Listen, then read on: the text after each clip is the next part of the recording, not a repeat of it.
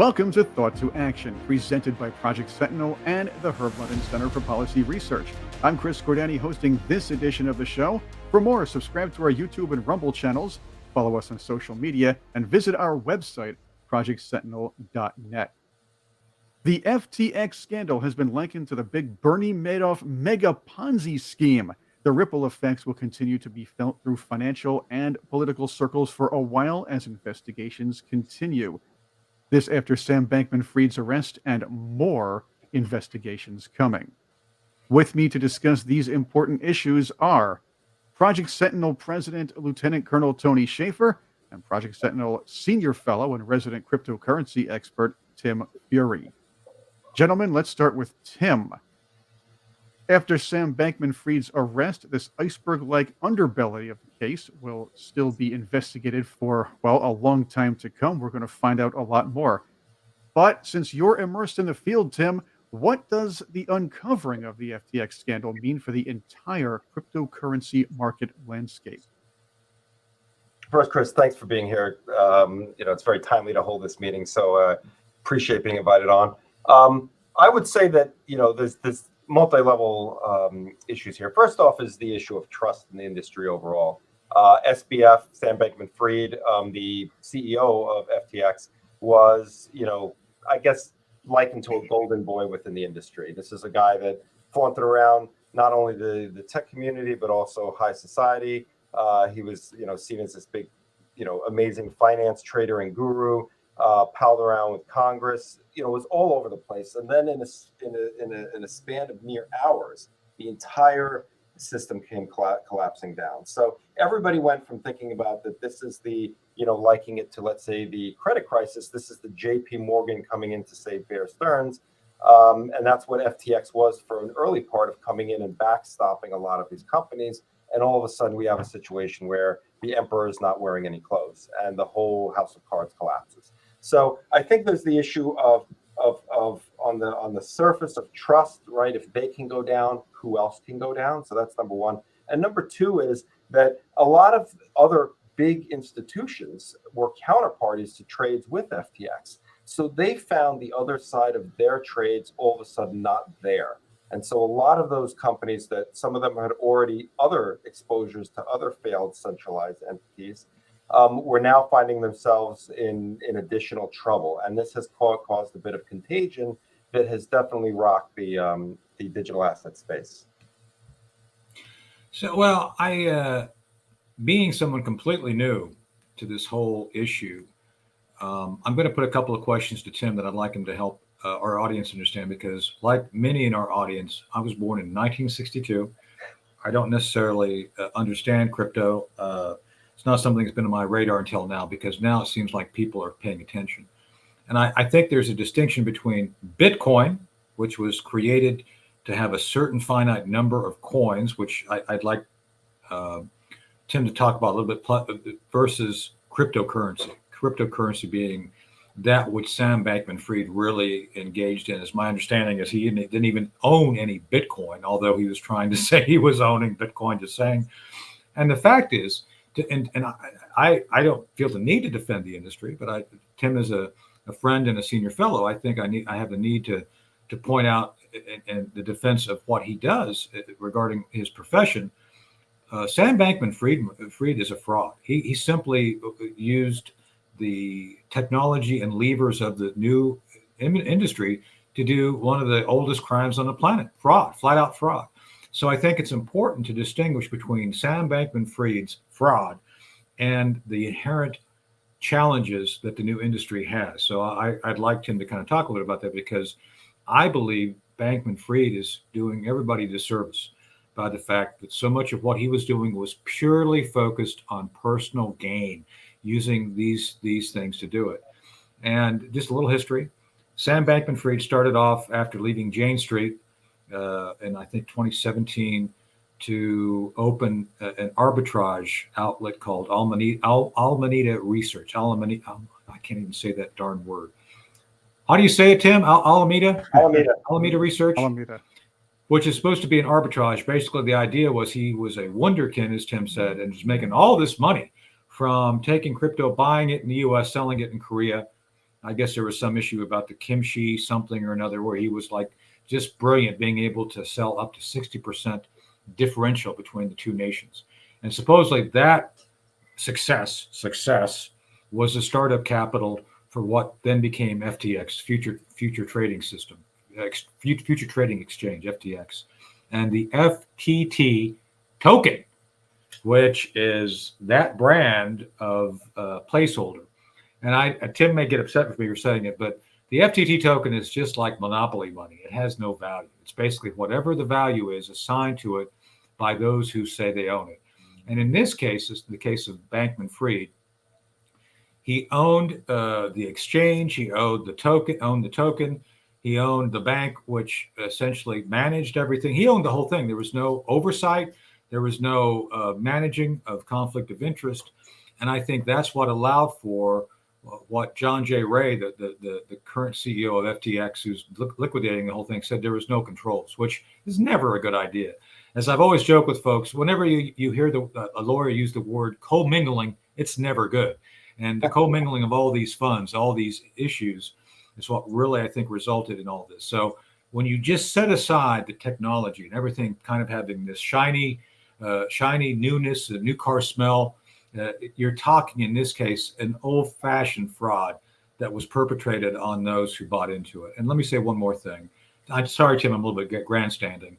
Bankman-Fried knew that he needed to build the reputation of his monopoly money. That is to say, why should anybody trust FTT as a way of trading crypto? Well, that's why he brought in Tom Brady, Larry David, Shaq, all the different notable Kevin, is it Mr. Wonderful, Mr. O'Leary?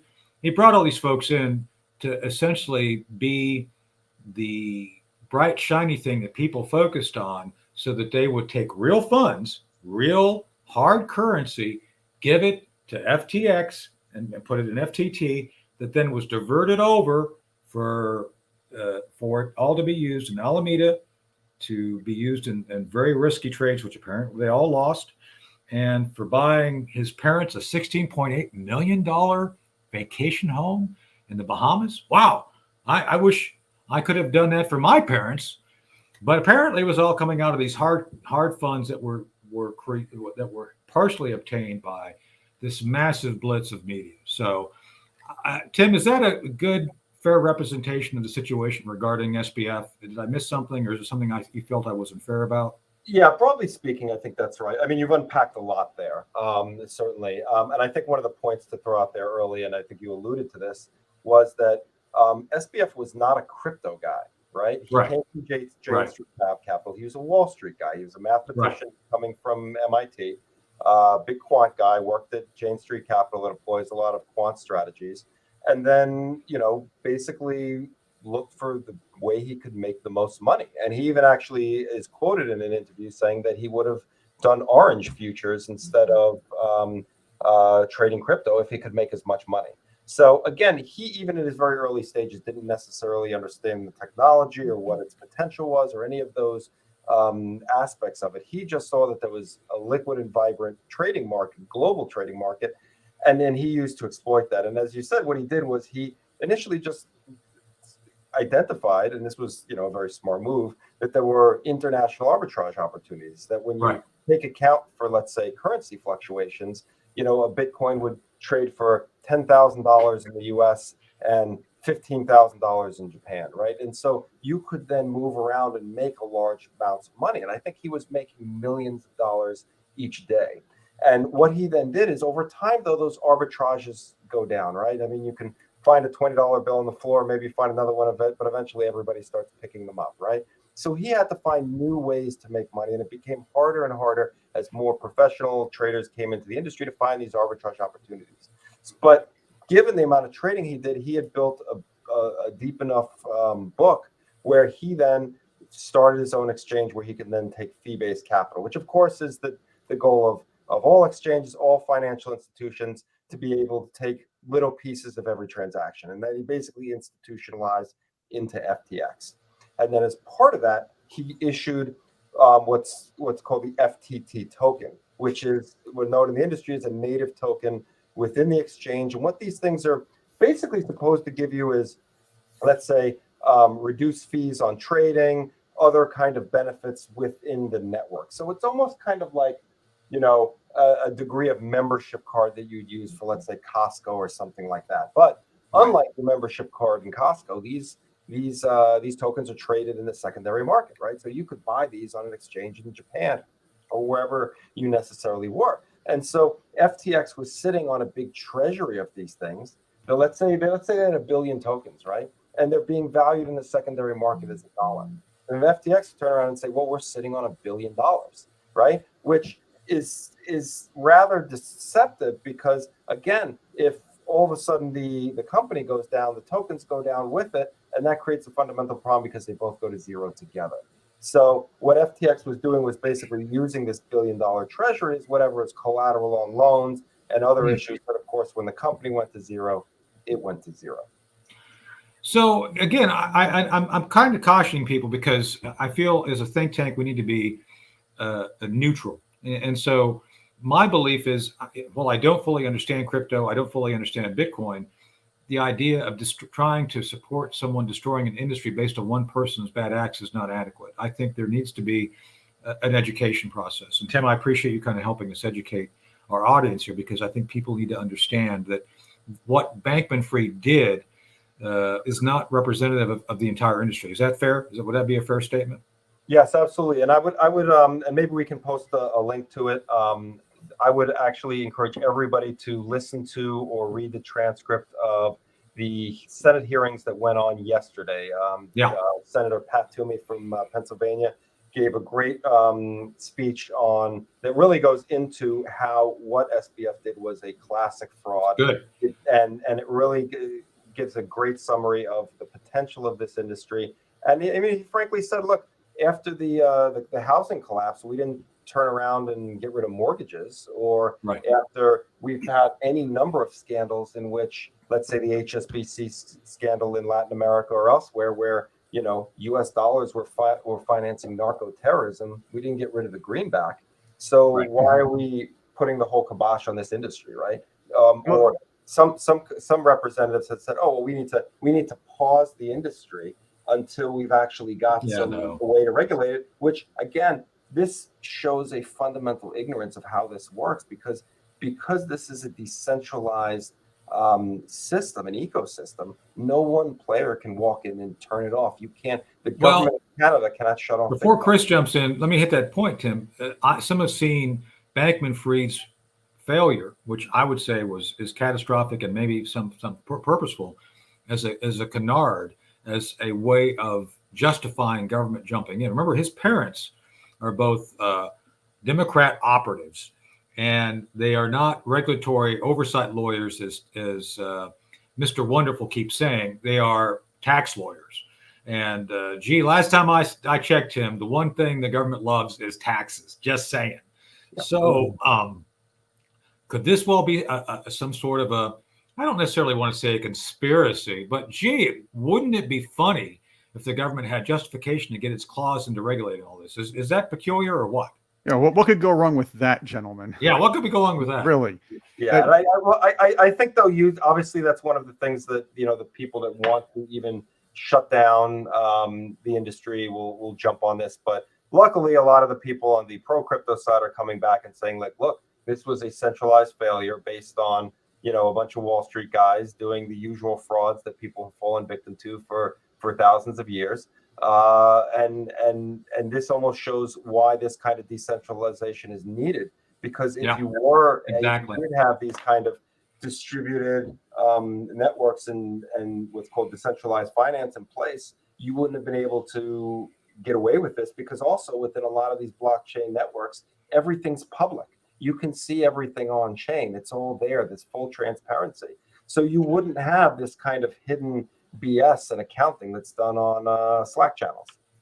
So to that point, and Chris, for you, I mean, one other thing I want to follow up to do what Tim just said, and I'll turn it back over to you. Sorry, I wanted to get this in though. It was very clear that the marketing campaign was focused on the emotional focus of the woke left. That is to say, this whole concept of effective altruism. I mean, Wow, what a bill of sales to sell to people who are all self-hating narcissists who, oh, well, I want to be seen as helping out.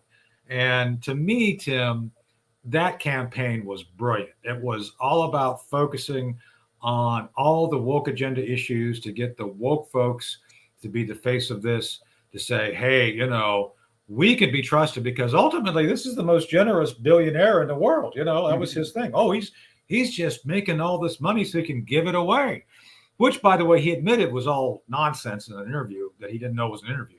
So, I mean, that's just a hoax, right? Yeah, I mean, that has nothing to do with the industry. I wanted to ask this question to you, gentlemen, before we move on here. Obviously, there is going to be concern from a lot of people, maybe traditional investors, who will always tell you cryptocurrency is something you cannot touch. Cryptocurrency's value is arbitrary. It can change on a dime, well, proverbially a dime, I'll have to say. But the idea is I've worked and I've produced a show for a traditional investor, somebody who considers buy and hold a good idea, a very conservative investor, and has done very well doing so.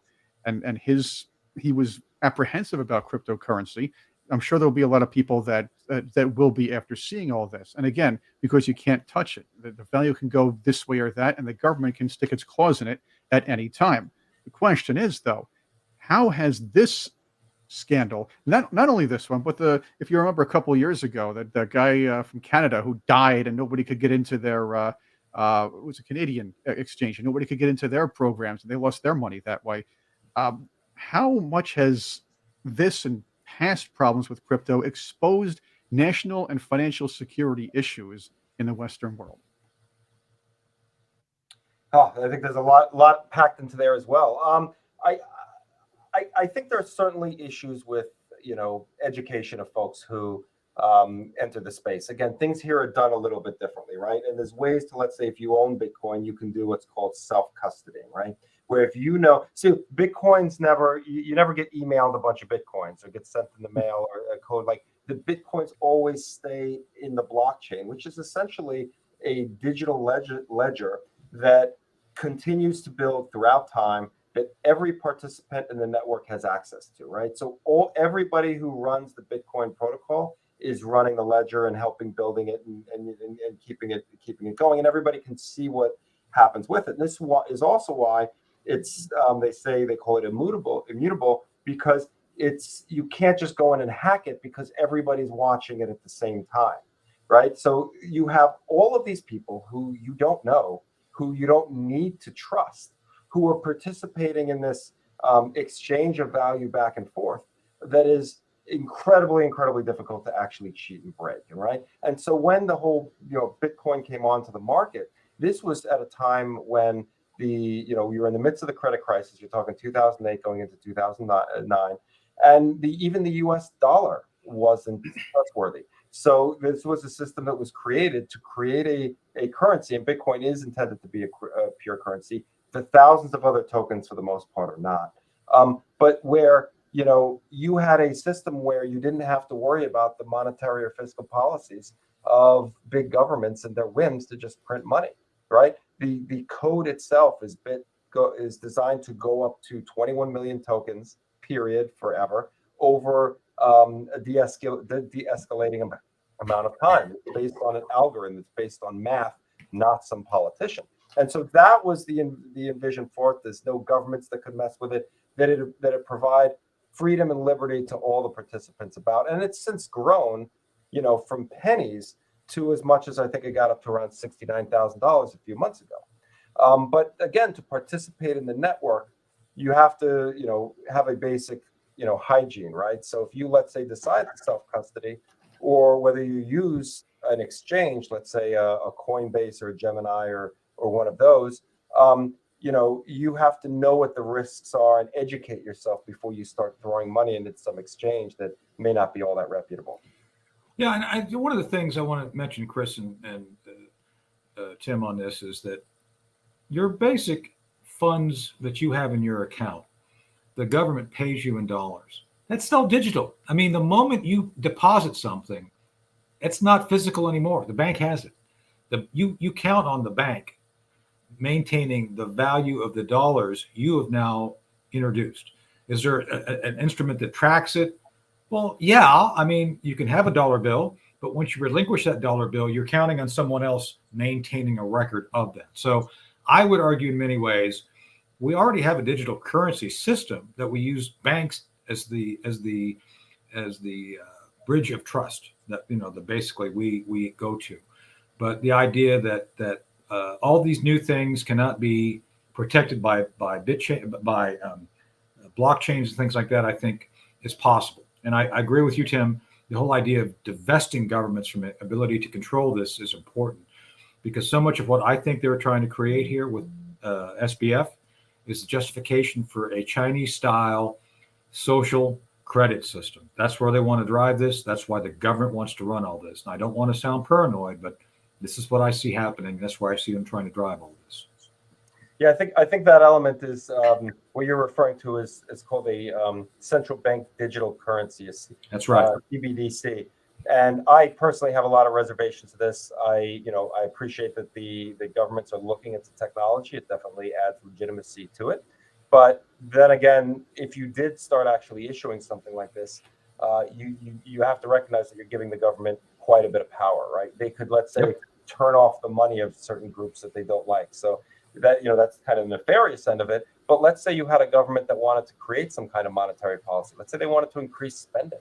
Well, if they all of a sudden told everybody that a portion of your funds are going to expire soon, right, unless they spend it, as one example that I'm just coming up with, they could then start driving spending. So there are all kinds of these tools that, again, my experience in looking historically at governments and how they use power is that the problem is that the government that is setting these things up may really have altruistic intentions, right? But unless you can tell me who that government's going to be in 30 years, then that's the problem, because you will now have a set of tools, unless you have sunset provisions or anything in there, and who knows if even those are exercised, that will continue on and can be used by folks that may not have the best intentions. So I'm always leery about giving those additional powers, because you never know how they're going to be used. And China's a great example, because they're using not only things like this, but all kinds of other tools. They're trying to basically eliminate cash altogether, so that all transactions are done on these, even within their existing currency prior to a CBDC, is where they can control transactions, stop transactions, and basically do whatever they want. And again, cash is pure freedom, and if they can't control that once it's out. Okay. It's likened to the old, if you remember the Buck Rogers shows back in the day, where there was no more currency and they had to trade with credits. They had this credit stick and all this other stuff. That seems to be what everything's turning into. But if you look at the whole aspect, and again, Tony brought this up just a few moments ago, the whole aspect of crypto when it comes to the Great Reset and major countries or the large countries looking to a cashless society, and the push both from Hollywood and governments to do so. These scandals, this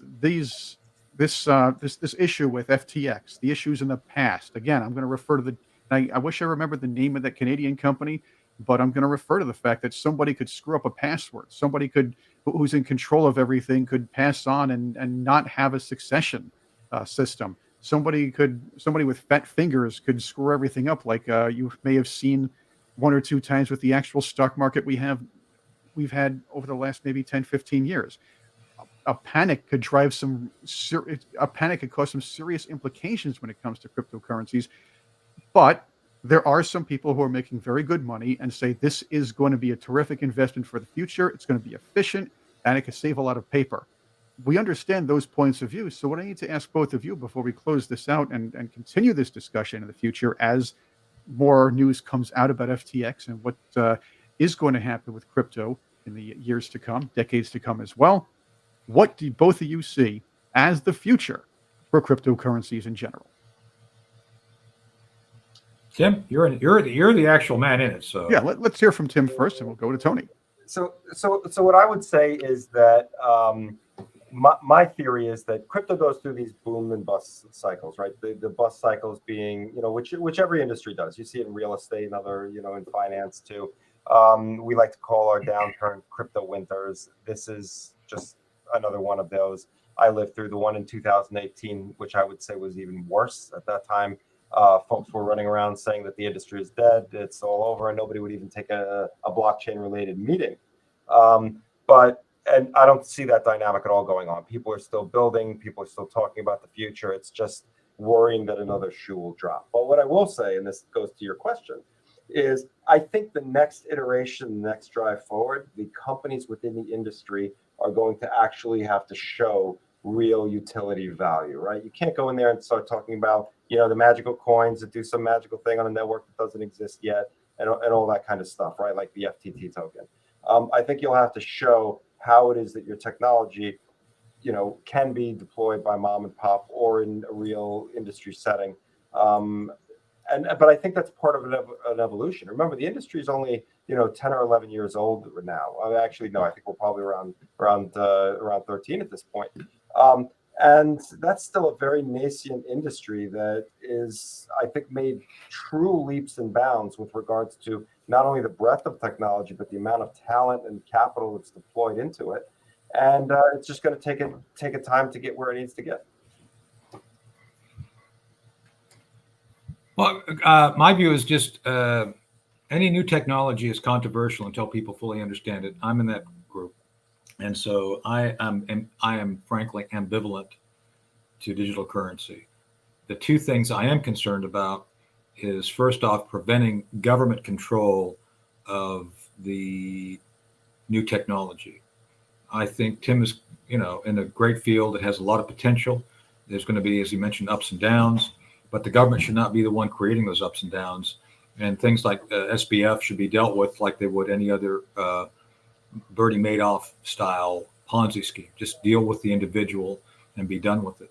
I don't believe more regulation would have helped, because Bankman-Fried was hiding things. So if you're hiding things, you're not going to regulate bad intentions. It's just not possible. Bankman-Fried decided he was not going to follow the rules. He kept saying he was. And I've actually enjoyed watching his completely feckless, I'm the stupidest guy in the world, even though I'm so smart, defense he's been exhibiting over the past couple of weeks, or I guess month now. It just time flies. But so that's number one. The government should not be involved. Regulation is not the answer. Secondly, I do like what Tim and the others are trying to do. The idea needs to be an independent currency that individuals can benefit from, not governments, because my big issue is the World Economic Forum and the Chinese social credit system. The idea of freedom, fundamental constitutional freedom, goes back to the individual. Individual rights, to include property rights, are the fundamental foundation for individual freedoms, in my judgment. That includes intellectual property, that includes monetary property. And these things cannot be undermined by the government. So while I'm not, I don't care, Tim, don't take this the wrong way, I don't care about cryptocurrency. I do care about the fact that you guys should have a free field to open up and explore and prevent the governments from interfering with that. So that's kind of my view of it. I say we go back to tulips. Just kidding. Oh, shells. Go back to seashells. There I think we those go. are cool. Or Scooby treats. Scooby treats. Those are always good. I usually eat the profits when it comes to those. Hey, if Shaggy likes them, I like them. Okay. There you go.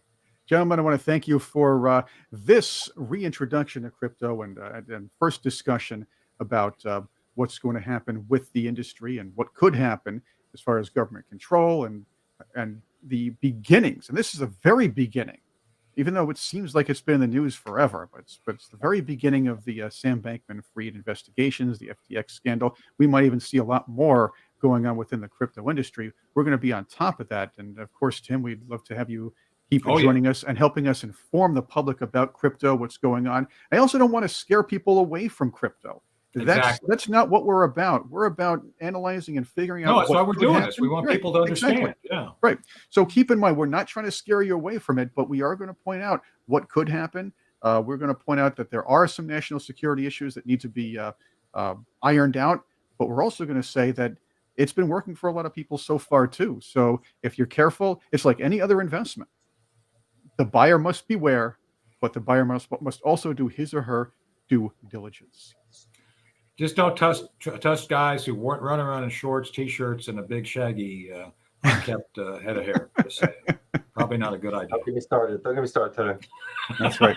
And again, just to put this in perspective, as you said, it's not reflective of all people in the industry, but just like Bernie Madoff, this guy used Sam Bankman-Fried used very influential people to help him out, and the man actually stole money from clients to wield political influence. Oh yeah, That's happened in the business world before crypto even existed.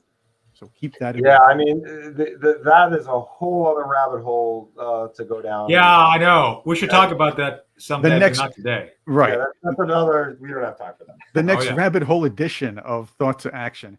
But we're going to be continuing discussion on crypto, national security issues, and of course, the future of that market right here on Thought to Action. I want to thank you guys. Thank you for being with us, Tim Furey and Tony Shaffer. I want to thank all of you for being with us as well. Check us out on our website, projectsentinel.net. We're also on Twitter. You can see the handle down below me. Facebook. We're on LinkedIn. We're also on Patreon, patreon.com/thought to action. You really enjoy us, comment, feel free to share this video. We'd like to hear what you think about it. And of course, subscribe to us on Rumble, YouTube, or wherever you get your podcasts. Thank you for being with us. Stay informed and make your day a great one.